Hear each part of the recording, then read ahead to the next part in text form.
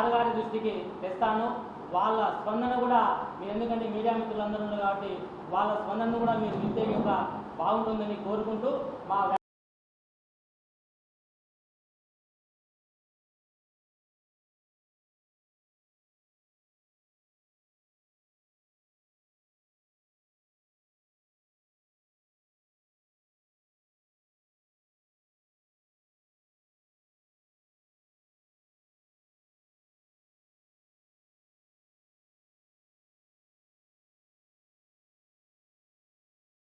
అభివృద్ధి కోసం వాళ్ళు వచ్చారు కదా అని చెప్పేసి వెంటనే స్పందించి మాకు ఈ ప్రెస్ మీట్ ఏర్పాటు చేసుకునేదానికి అవకాశం కల్పించిన ఇకపోతే అనేక వేల కోట్ల రూపాయలు ఖర్చు పెట్టింది ఇది ఒక నిదర్శనం. అలాగే గతంలో స్పోర్ట్స్ ఎక్సలెన్సీ అవార్డు అని చెప్పేసి క్రీడా ప్రతిభా అవార్డులు అని చెప్పి కళాశాలలకు దాదాపు 25,000 రూపాయల నుండి 30,000 రూపాయల వరకు రాష్ట్రంలో ఉన్నటువంటి అన్ని ప్రాథమిక పాఠశాలకు క్రీడా ప్రత్యక్షంగా మంత్రి నారా లోకేష్ గారే పరిశీలించి నేను కడప జిల్లా తరఫున తెలియజేస్తున్నాను. ఇకపోతే ముఖ్యంగా క్రీడా విషయానికి వస్తే కనుక ముఖ్య పరికరాలన్నింటినీ కూడా అందజేయబోతున్నారు. ఈ ప్రభుత్వము క్రీడలపైన ఉన్నటువంటి 50, 60, 80,000 రూపాయలు ఇచ్చే రాష్ట్ర స్థాయి టోర్నమెంట్కు కేవలం 1,60,000, 1,70,000 రూపాయలు మాత్రమే వస్తుంది. ఎందుకంటే 2 రోజులు నిర్వహించడం అసిస్టెంట్ వ్యాయామ ఉపాధ్యాయులు అంటున్నారు. మమ్మల్ని అందరినీ స్కూల్ అసిస్టెంట్లు అందరిలో కలిపి మమ్మల్ని పంపిస్తున్నారు అన్నమాట. వాళ్ళకు అకాడమిక్ తరఫున పాయింట్స్ అన్నీ ఎక్కువ వస్తాయి. అందరికీ నమస్కారం. యాక్చువల్గా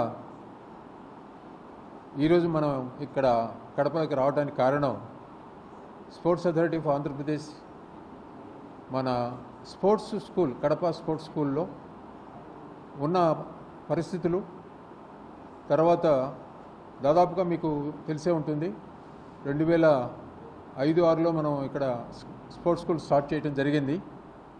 సుమారుగా 20 సంవత్సరాలు దాదాపు అవుతుంది. కానీ ఈ 20 సంవత్సరాల్లో ఎంతమంది పిల్లలు నేషనల్ లెవెల్ కానీ వాళ్ళ ఏజ్ గ్రూప్ కాంపిటీషన్స్లో పార్టిసిపేట్ చేస్తున్నారు, మరి మిగతా వాళ్ళు చేయలేదు అంటే కారణాలు ఏంటి?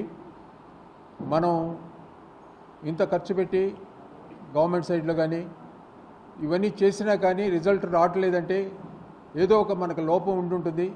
ప్లేయర్స్లో ప్రాపర్ సెలెక్షన్ లేకపోవటమా, లేకపోతే వాళ్ళకి ప్రాపర్ కోచింగ్ ఫెసిలిటీస్ లేకపోవటమా, ఫుడ్ ఉండటానికి మన ఇక్కడ వసతులు ఇవన్నీ కూడా సరిగా ఉన్నాయా లేవా, ఇవన్నిటి కూడా ఒకసారి మన గత ప్రభుత్వం 5 సంవత్సరాలు అంత ఎక్కువగా దీని మీద శ్రద్ధ చూపించలేకపోవటం, ఇప్పుడు ప్రజెంట్ గవర్నమెంట్ వచ్చేసి 1 సంవత్సరం అయిపోయింది. రీసెంట్గానే మమ్మల్ని అందరినీ కూడా డైరెక్టర్స్గా నామినేట్ చేయడం జరిగింది. మమ్మల్ని ఫస్ట్ టైం ఇదే ఫస్ట్ అటెంప్ట్ ఇక్కడికి మన స్కూల్కి రావడం కూడా మేము పోయిన నెల 27వ తారీఖున ఓత్ టేకింగ్ చేశాం. మరి తర్వాత ఫస్ట్ మీటింగ్ జరిగిన తర్వాత ఈ స్కూల్కి వెళ్ళి ఏమి చేయాలి, పిల్లలకి ఏం చేయాలి, మనం ఎక్కడ లోపం ఉంది ఇవన్నీ కూడా చూసుకొని ఇన్స్పెక్షన్ అంతా చేసి ఒక రిపోర్ట్ ఇవ్వవలసిందిగా మన sports authority of Andhra Pradesh VCMD గారు, అలాగే స్పోర్ట్స్ మినిస్టర్ గారు, అలాగే చైర్మన్ రవినాయక్ గారు వీళ్ళందరూ కూడా మమ్మల్ని ఇక్కడ పంపించడం జరిగింది. ఈరోజు 4 మెంబర్స్ ఇక్కడికి రావటం, అన్నీ కూడా ఫీల్డ్స్ దగ్గర నుంచి ప్రతి గ్రౌండ్కి వెళ్ళి అమ్మాయిలు కానీ అబ్బాయిలు కానీ అక్కడ ఉన్న వాళ్ళతోటి ఇంటరాక్ట్ అయ్యి వాళ్ళ ప్రాబ్లమ్స్ ఏంటి, మీకు ప్రాపర్గా కోచింగ్ జరుగుతుందా, లేకపోతే ఉన్న వసతులు మీకు సరిపోతున్నాయా లేదా అనే విషయాలు కూడా నేరుగా ప్లేయర్స్ని అడిగి, ఇప్పుడు ఎందుకంటే చాలామంది ఏం చేస్తామంటే అఫీషియల్తో మాట్లాడుకొని వెళ్ళిపోవడం జరుగుతూ ఉంటుంది. కానీ ప్లేయర్స్ ఒపీనియన్ కూడా తీసుకొని దాని ప్రాబ్లమ్స్ ఏంటో ప్రొజెక్ట్ చేయాలనే ఉద్దేశంతో మేము ఇవాళ ఉదయం నుంచి 2 గంటల వరకు మన సెంటర్కి పోవడం జరిగింది. సో వాళ్ళకి ఉన్న ప్రాబ్లమ్స్ చెప్పడం జరిగింది. అలాగే మేము కళ్ళారా చూసాం కాబట్టి మాకు తెలుస్తూ ఉంది నిజంగా వాళ్ళు చెప్పింది ఎంతవరకు కరెక్ట్ అనేది. మరి ఇవన్నీ కూడాను మన మినిస్టర్ గారి దృష్టికి తీసుకొని వెళ్ళి అది వీలైనంత వరకు త్వరలో దాన్ని ఇంప్లిమెంట్ చేయడానికి ప్రయత్నం చేయాలని చెప్పేసి మేము నిర్ణయించుకోవడం జరిగింది. ఫ్యూచర్ అట్లీస్ట్ ఇక ఫ్యూచర్కి మనం చేయాల్సిందని కూడా ఏమేమి చేయాలి, వాళ్ళకి ఫెసిలిటీస్ ఎట్లా క్రియేట్ చేయాలనే ఉద్దేశంతో మన గవర్నమెంట్కి రికమెండ్ చేయాలని చెప్పేసి మేము అందరం కూడా అనుకున్నాము. సో ఉంటుంది, కానీ డబ్బులు లేకపోతే మనం ఏం చేస్తాం. అందుకని దానికి కూడా సోర్సెస్ మీకు తెలిసే తెలీదు. మన చైర్మన్ గారు రవినాయుడు గారు రీసెంట్గా అమెరికా వెళ్ళారు.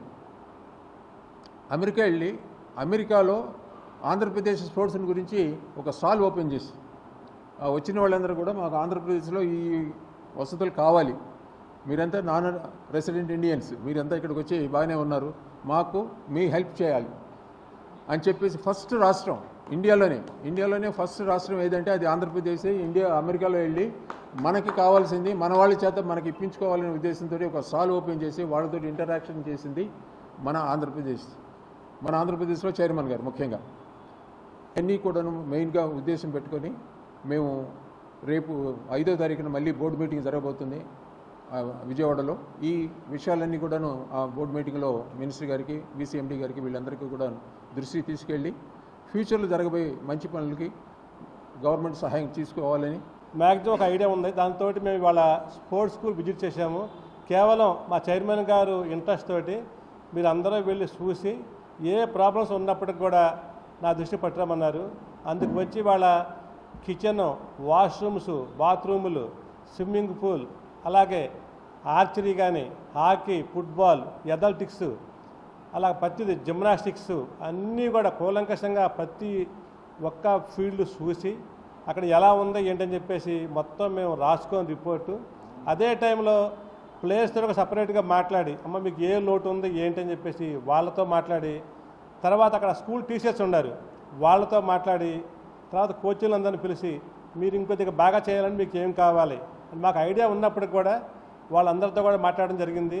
డెఫినెట్గా అక్కడ చాలా అవసరాలు ఉన్నాయండి. ఒక జిమ్నాస్టిక్స్ దగ్గర కానీ, ఫుట్బాల్ ఫీల్డ్లో కానీ, హాకీ ఫీల్డ్ దగ్గర కానీ చాలా వాళ్ళకి అవసరాలు ఉన్నాయి. డెఫినెట్గా మేము వెళ్ళగానే ఇవన్నీ కూడా రేపు బోర్డు మీటింగ్లో పెట్టి చైర్మన్ దృష్టికి పట్టుకొచ్చేసి ఆయన ద్వారా CM గారి దగ్గర తీసుకెళ్ళి డెఫినెట్గా వీటన్నిటి కూడా మేము సాల్వ్ చేస్తామండి.